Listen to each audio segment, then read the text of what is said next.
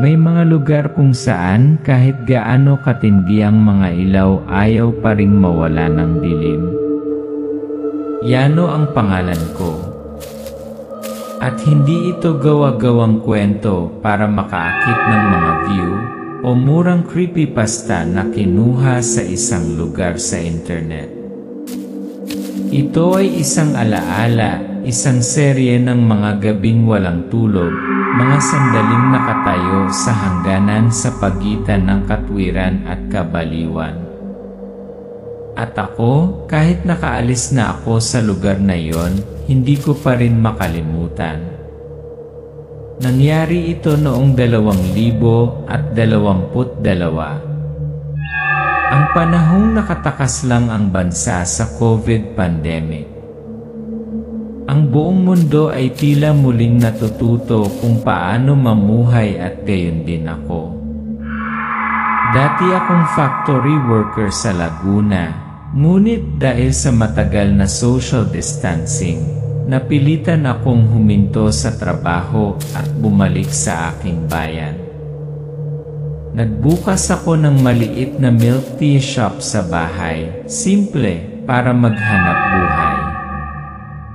Ngunit nang unti-unting bumalik sa normal ang lahat, unti-unting nabawasan ang mga customer. At alam ko, kailangan kong maghanap muli ng matatag na trabaho. Sa kabutihang palad, ang isang kakilala ng aking ama, si Mert, ay isang manager sa isang sangay ng Jollibee sa gitna ng bayan. Salamat sa kanya, natanggap ako bilang isang crew member, kahit na wala akong interes sa trabaho. Sa totoo lang, tinatamad pa rin ako, nakalubog pa rin sa matagal na pakiramdam ng pagkahilo mula sa mga buwan ng lockdown. Ngunit marahil ang pag-aatubili na iyon ang nagpadali para sa kadiliman na mahanap ako. Itong Jollibee branch ay hindi katulad ng iba. Matatagpuan ito sa isang lumang gusali, dating opisina ng administratibo mula noong 70, ngayon ay ginawang mga tindahan ng pagkain. Ang labas ay mukhang bago, ngunit sa loob, malamig na konkretong pader, kumikislap na mga ilaw sa pasilyo, at mga pasilyo na patungo sa mga lugar na walang gustong puntahan sa gabi. Hindi ako naniniwala sa multo. Hindi ako mapamahiin. Ngunit noong unang gabing nagtrabaho ako sa night shift, dumating kaagad ang pakiramdam. 11 inatasan akong linisin ang banyo ng customer sa itaas, na sarado mula noong 9 oras. Walang tao, tanging ang dilaw na ilaw at ang sarili kong mga yabag ang umaalingaw-ngaw sa bakanteng pasilyo. Katatapos ko lang magpunas ng salamin nang may nagsalita mula sa loob ng isang cubicle. Anong ginagawa mo? Ba't ang tagal mo? Ninenervous ka ba? Nanlamig ako. Ito ay ang boses ko. Eksakto. Para bang may kopya ako na nagtatago sa kung saan, umaalingaw-ngaw sa bawat paghinga, bawat nakakatakot na tunog ng pantig. Umikot ako pero walang tao. Walang flushing. Walang yabag. Basta ang lamig ng hangin sa kwarto, parang kakabukas ko lang ng pinto sa impyerno. Tumakbo ako, ang lakas ng tibok ng puso ko. Ngunit iyon, simula pa lamang iyon. May mga taong nakatrabaho ko na nakakita ng isang bagay na hindi na nila mangangahas na pag-usapan muli. Isang lalaking walang paa ang naglalakad sa drive-thru. Isang puting kotse, walang driver, ang lumilitaw at nawala sa isang iglap. Ang isang batang babae na naka-hoodie ay palaging nakaupo sa parehong lugar ngunit hindi kailanman nag-uutos. At mayroong isang matanda, maamo na multo, nakaupo pa rin sa isang sulok na mesa na parang naghihintay ng isang taong hindi na babalik. Doon ko napagtanto, hindi lang ako isang buhay na tao na nagtatrabaho sa mga multo. Ako naging bahagi ng hindi masasabing kwento ng lugar na ito. At ngayon, sasabihin ko ang lahat. Bawat anino, bawat tawag, bawat sandali ng halos mawalan ng katwiran sa night shift sa Jollibee. Mga multo sa Jollibee, the true story of lost souls in the Philippines, most famous fast food restaurant. Magsisimula ang kwento. Pagkatapos ng unang gabing iyon, alam kong hindi na ako magiging normal na empleyado muli. Ang night shift mula 9:00 hanggang 5:00 parang madali, ngunit ang mga nakaranas lang nito ang makakaintindi. Ito ay tulad ng pamumuhay sa isang mundo na hiwalay sa iba pang sangkatauhan. Kapag ang lungsod ay natutulog, kapag ang mga lansangan ay walang laman at ang hangin ay sumisipol sa mga salamin na bintana, ang tanging bagay na nananatiling gising sa akin ay ang kadiliman. Tahimik ang tindahan ng Jollibee at 2 oras 30 minuto ang ikalawang palapag ay naputol sa mundo. Nagpupunas ako ng sahig nang makarinig ako ng C-click, bumukas ang pinto ng cubicle. Lumingon ako. Walang tao. Naglakad ako pabalik. Wala pa rin tao. At pagkatapos may narinig akong boses sa likod ko. Anong ginagawa mo? Boses ng isang lalaki, paos at nawawala. Tumalon ako, lumingon, wala. Ngunit ang mukha ko sa salamin ay nakangiti. Wala pang 1 linggo, naranasan ko ang pangalawang phenomenon. Mag-isa akong nakaduty sa drive-thru station. Bandang 3 isang mas lumang puting kotse ang mabagal na nagmaneho papunta sa bintana. Binuksan ko ang bintana. Walang tao sa driver's seat. Walang ingay sa makina. Walang yabag. Walang pagsasara ng pinto. Ang mga mata ko lang ay diretsong nakatingin sa walang laman, malalim, madilim na compartment na parang hinihila ako papasok dito. Ipinikit ko ang aking mga mata ng ilang segundo at nang buksan ko ito, wala na ang sasakyan. Walang tunog. Walang bakas ng gulong. Wala. Elid nagsimula ni mag-usap yan lid kawani tungkol ay ni penomena. Maya-maya pa, narinig ko kay ina, nakita niya ang lalaking walang paa na naglalakad sa linya ng mga sasakyan. Kinaladkad si Ben sa storage room sa pamamagitan ng kanyang kamiseta, kahit na wala itong laman. Sinabi ni Joseph na nakakita siya ng dugo na tumutulo mula sa kisam ng storage room. Ngunit nang may tumawag siya, wala na ito. Pati si Mert na laging seryoso ay nataranta. Inamin niya na kung minsan ay pakiramdam niya ay may nakatingin sa kanya mula sa walang laman na opisina kahit na naka-off ang lahat ng kamera. Wala ni isa sa amin ang nangahas na magsalita ng malakas. Nagbulungan lang kami. Sa panahon ng night shift, sa gitna ng ugong ng air conditioner at kalampag ng pinto, ang mga kwento ay nagsimulang maulit sa kanilang mga sarili. Ito ay nakakatakot na katulad. Para bang may o kung ano ang naglalaro sa ating isipan. Pagkatapos lumitaw si Nick, ipinakilala Gwen's character Nick. Si Nick ay isang part-time na estudyante, payat, may balat na kasing puti ng papel. Tahimik, madalas ngumingiti ng awkward, parang nalilito pero magalang. Noong una, walang masyadong pumapansin sa kanya. Hanggang isang gabi, papalabas na ako ng banyo at nakita ko si Nick na nakaupo mag-isa sa ikalawang palapag, nakatingin sa salamin sa dingding, pero hindi para tingnan ang sarili, kundi parang bumubulong sa sarili niyang refleksyon. Gumagalaw ang kanyang bibig, dilat ang kanyang mga mata, hindi kumukurap.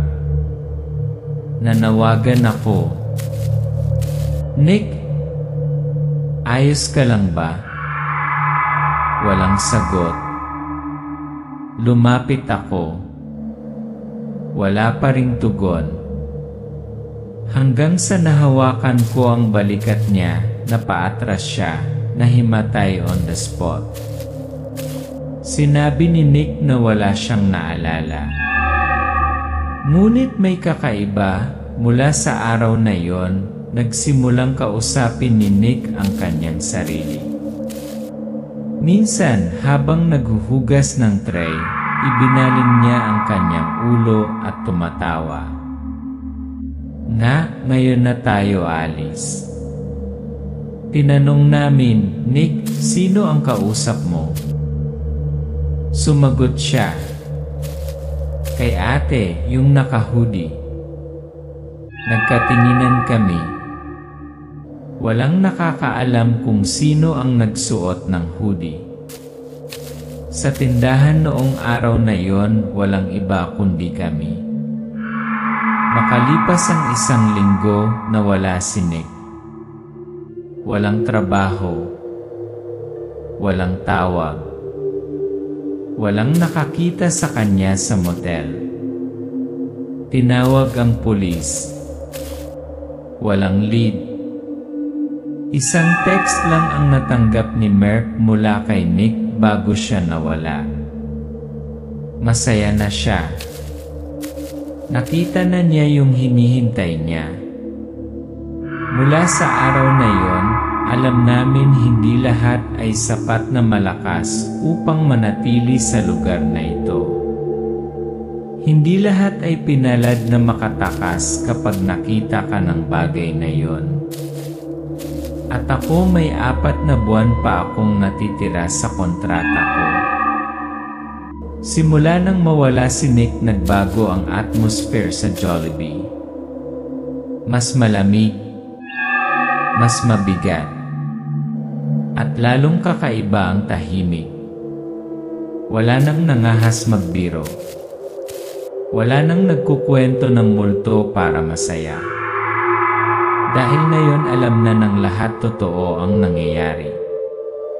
Yano sa bahay, nakakaupo mag-isa hanapin yan di impormasyon. Nagsimula akong mag-imbestiga. Ang gusaling ito, kung saan umuupa ang Jollibee, ay hindi lamang luma. Ito ay dating tanggapan ng pamahalaang panlalawigan noong dekada 70. Maya-maya, ginawa itong shopping mall. Pero kakaunti lang ang nakakaalala na may sunog dito. Noong 1984, nasunog ang halos kalahati ng 2 floor. Hindi bababa sa 3 katao ang nawawala at hindi natagpuan ang kanilang mga katawan. Ang isa ay isang sekretarya, ang isa ay isang technician, ang isa ay isang tagapaglinis, walang nakakaalam kung bakit hindi sila nakatakas. Ang balita ay hindi malaki. Kaunting linya lang sa mga lumang pahayagan. Ngunit naalala ng mga taga roon. Sinabi sa akin ng isang matandang babae na nagbebenta ng mga pamilihan sa malapit. Hindi yan basta sunog lang, iho. May tumalon. May nagtago.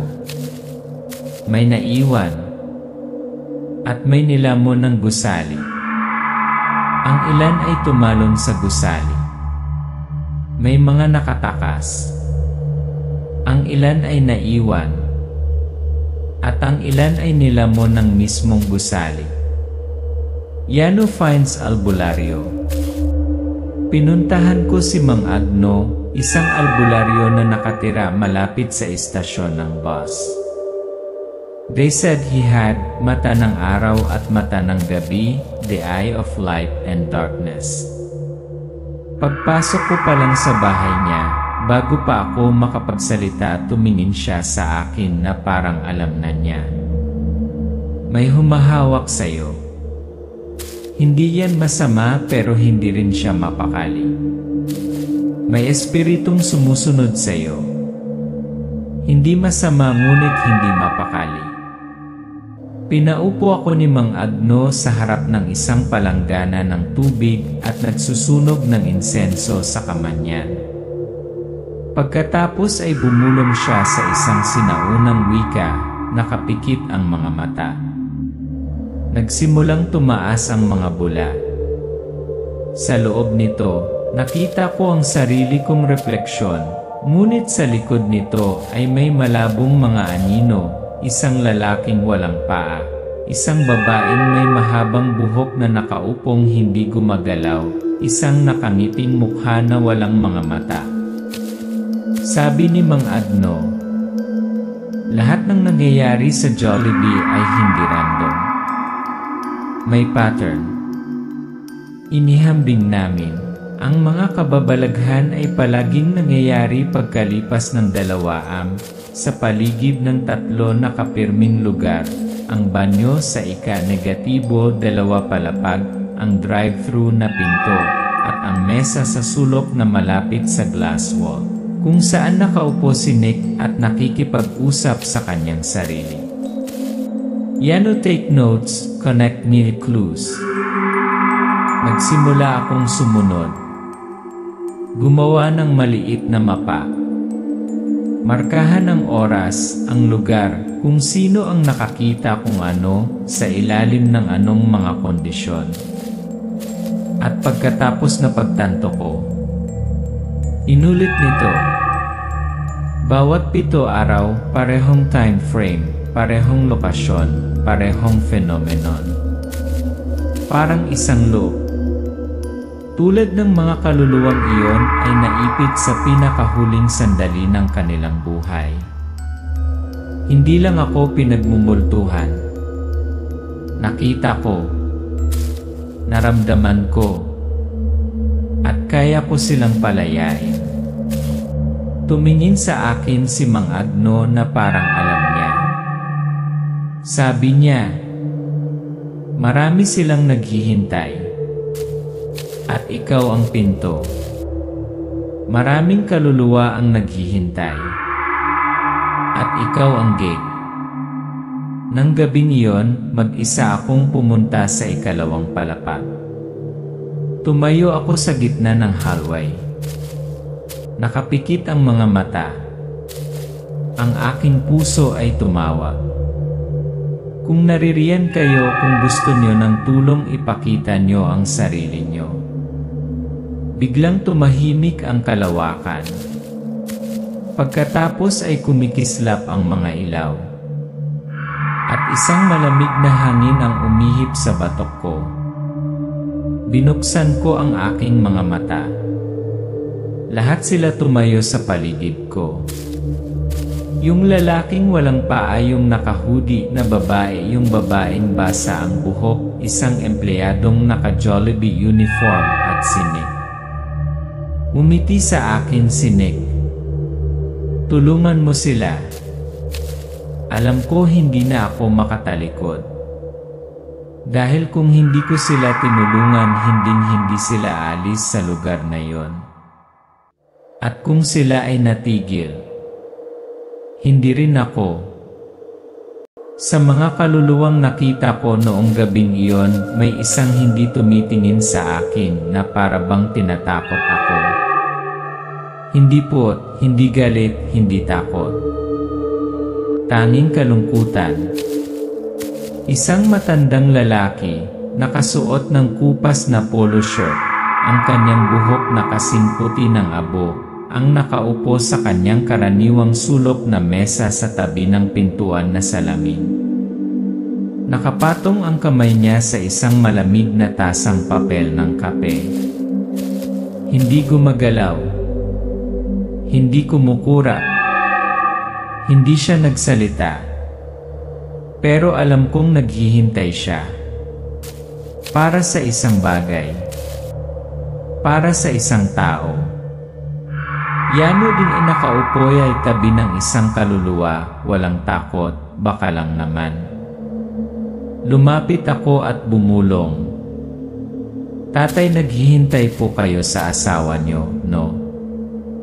Ang kaluluwa dahan-dahang lumingon sa akin. Ang malabo nitong mga mata ay kumikinang sa mahinang liwanag. Patricia, sabi ko babalikan ko siya. Pero hindi ko na nakita uli. Paos ang boses niya, parang hangin na umiihip sa abo. Sabi niya, si Patricia ang asawa niya. Ang kanyang kasama mula dekada 70 hanggang sa katapusan ng kanyang buhay. Noon, tuwing makakakuha sila ng kanilang sweldo, pumupunta sila sa sangay na ito ng Jollibee, ang lumang sulok na mesa, 2 servings ng spaghetti, isang baso ng pineapple juice na nahahati sa kalahati. Simpleng kaligayahan. Pero kumpleto kami. Namatay siya sa stroke. Nang walang paalam. At mula noon, naghihintay siya. Dahil hindi siya nagpaalam. Hindi kailanman. Nagdesisyon na si Yano, tumulong isang matatanda din ay hanapin ni kanyang pamilya.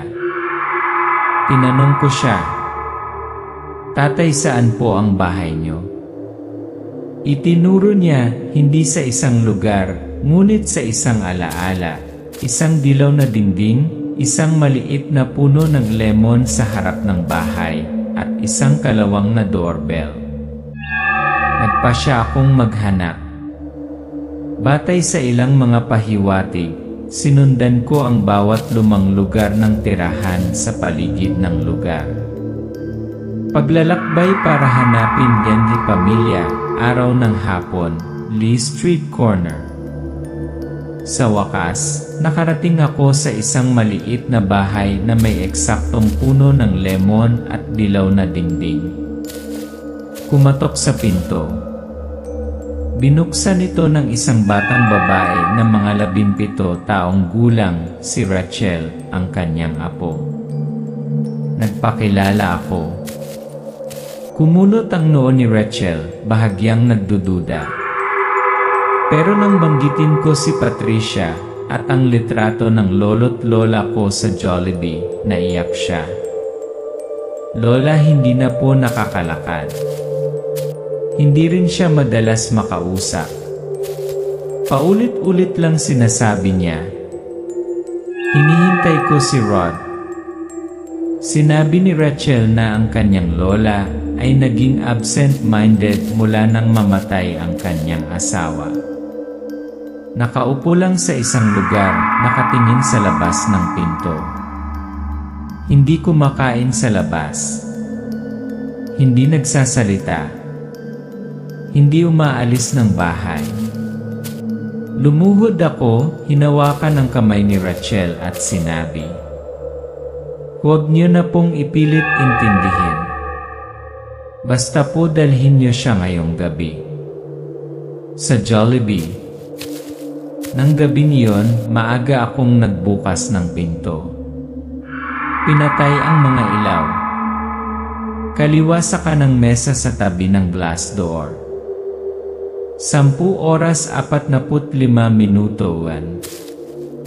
Bumukas ang pinto. Itinulak ni Rachel ang kanyang wheelchair. Katabi niya ang dalawa pa niyang anak. Si Patricia ay nakasuot ng lumang sweater. Ang kanyang mga mata ay maulap na parang nakikita niya ang lahat. Ngunit nang makalapit siya sa mesa, lumitaw si Tatay Rod. Hindi na blur. Hindi na malamig. Siya ay nakatayo doon sa laman o marahil sa alaala. Nagtaas ng ulo si Patricia. Sa unang pagkakataon sa mga taon, bumulong siya. "Rod, ikaw ba yan?" Wala siyang sinabi. Nakahawak lang sa kamay niya. Sa sandaling iyon, tila huminto ang oras. Tumigil ang mga anino sa salamin. Ang mga espiritu ay tahimik na umatras, nag-iwan ng isang sagradong kawalan. Niyakap niya ito at naglaho. Walang tunog. Walang maliwanag na ilaw. Ang init lang sapat na para umiyak ako. Umupo ulit ako. Nakatingin sa bakanting mesa kung saan nagtapos ang lahat at nagsimula.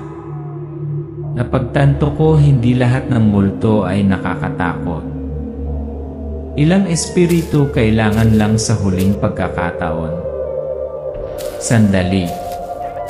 Para sabihin, bumalik ka. Akala ko tapos na. Akala ko nang umalis si Tatay Rod, bitbit ang huling buntong hininga ng isang minamahal na kaluluwa na hindi pa lumilipas, babalik sa dati ang Jollibee. Nakabukas ang mga ilaw. Inday. Ang amoy ng pritong manok, ang boses ng mga bata, ang tunog ng printer ng resibo. Nagkamali ako. Nagbalik ni Elite kakaibang alamat. Makalipas ang ilang araw, muling kumikislap ang ilaw sa banyo sa ikalawang palapag. Isang orasan sa dingding ang nakatalikod. Isang tray ng pagkain ang dumulas sa mesa nang walang humawak dito. Ang drive-thru ay may buzzer, ngunit nang mabuksan ang bintana, tanging kadiliman.